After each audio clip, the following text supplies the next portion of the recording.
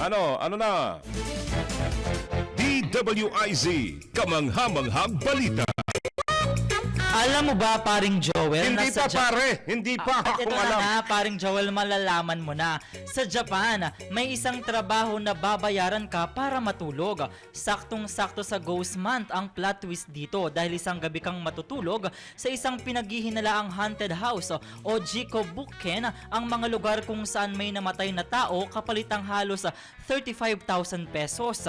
Dahil sa madilim na kasaysayan ng Jikobuken, karamihan sa mga buyer ang nagdadalawang isip na bilihin ito. Bilang solusyon, itinayo ng property consultant at ghost investigator na si Kazutoshi Kodama ang isang kachimode o isang kumpanya na nag-aalok ng overnight inspection upang mapanatag ang loob ng mga posibleng uupa o bibili ng nasabing bahay.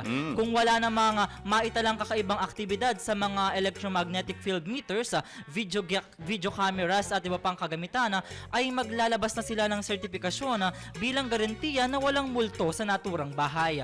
At yan nga ang ating kakaibang balita para sa boses ng Pilipino nagbabalita ng todong lakas, Jordan Gutierrez sa bagong tunog ng DWIZ 882. Pare, magkano ang alok? 35,000 pesos. Aman? Aman ba yun? Aman?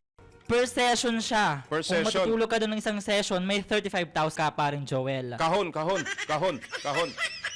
35 lang pala. Payag ka ba kung ikaw per session matutulog ka, Jordan, 35,000?